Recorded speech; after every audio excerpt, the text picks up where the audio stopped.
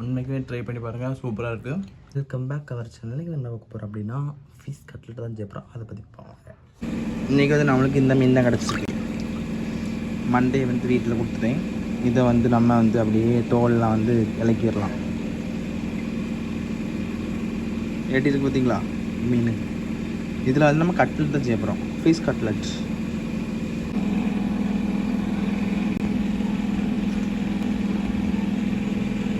மஞ்சள் போட்டு கழுவிடுவோம்.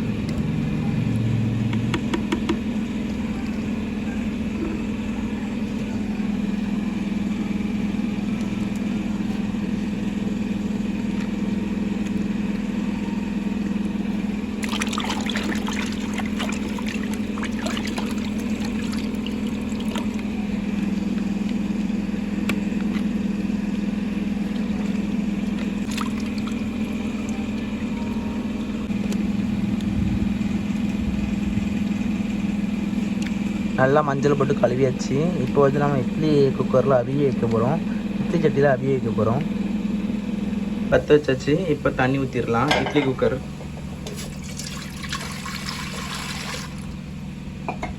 இதுக்கு மேலே வந்து நம்ம வெட்டி வச்சுருந்த மீனை இது பண்ணிடலாம்.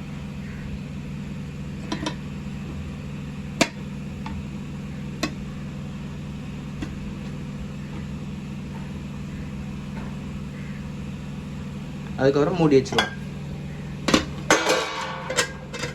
எல்லாம் வந்துட்டு பார்த்தீங்கன்னா எப்படி அழகாக இருக்குது. நல்லா ஆவி அழகாக பறக்க பார்த்தீங்களா, எப்படி சூப்பராக இருக்குது. ஸோ இப்போ வந்து மீன் நல்லா வெந்துட்டு இங்கே பார்த்தீங்களா எப்படி சாஃப்டாக இருக்குது.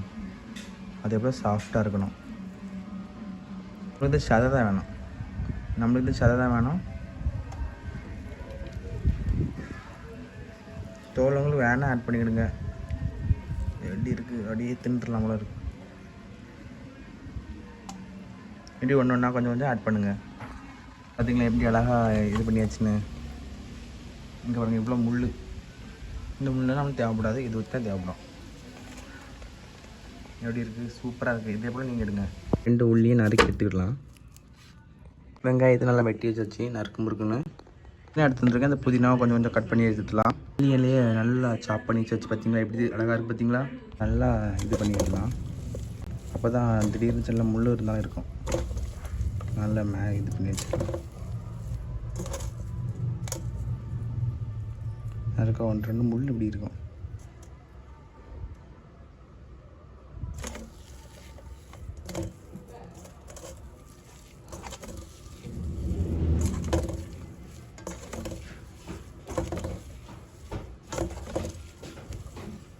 இப்போ உள்ளி ஆட் பண்ணிக்கலாம். உள்ளி கொத்தமல்லி எல்லாம் தரும். இதையும் ஒரு கிண்டான இருக்கும். கிழங்கு, கார்ன்ஃப்ளவர், பிரெட் கிரம்ஸ், இஞ்சி பூண்டு பேஸ்ட்டு, மஞ்சள் தூள், பெப்பரு, ஜீரகத்தூள், உரப்புக்கு ஏற்ற சில்லி பவுடர், ஏற்ற உப்பு, இதெல்லாம் போட்டு கிண்ட வேண்டியதான். நான் வந்து கலந்துடலாம்.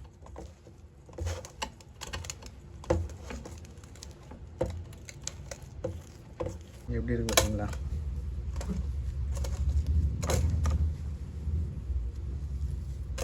எல்லாம் வந்து இந்த இது இருக்கணும். உருண்டை பிடிக்க இனி உருண்டை பிடிக்குமா, கொஞ்சோண்டு உருண்டை பிடிச்சி அப்படியே தட்டுவோம்.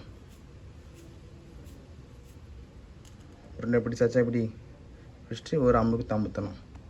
பண்ணி வச்சுட்டு கார்ன்ஃப்ளவர் மாவில் கொஞ்சம் தண்ணி ஊற்றி கட்டி இல்லாமல் அதில் டிப் பண்ணணும். இப்போ ரெடி பண்ணுவோமா. கார்ன்ஃப்ளவர் மாவு,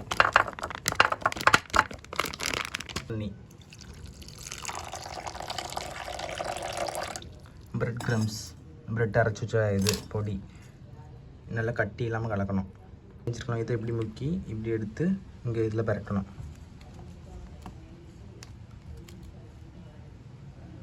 பரட்டியாச்சா.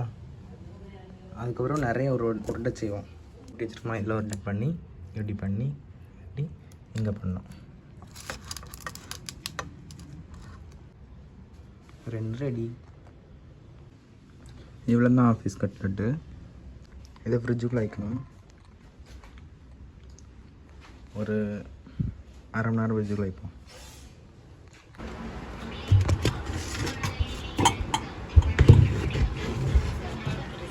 ஸோ ஃப்ரிட்ஜுக்குள்ளே அரை மணி நேரம் இருந்துச்சு. இப்போ வந்து பொரிக்க ஆரம்பிக்கலாம்.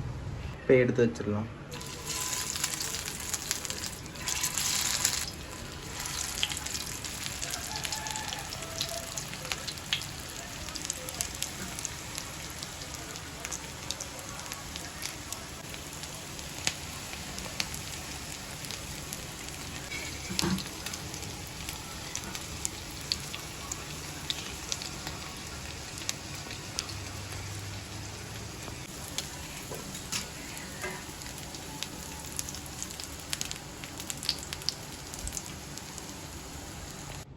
கட்லெட் எப்படி ரெடியாக இருந்துச்சு பதிலா மல்லி இலை போட்டுருவோம்.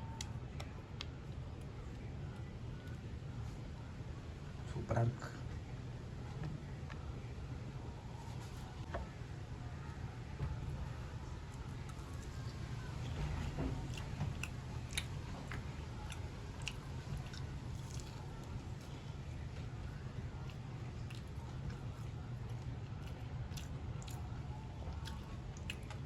உண்மைக்குமே ட்ரை பண்ணி பாருங்கள், சூப்பராக இருக்குது.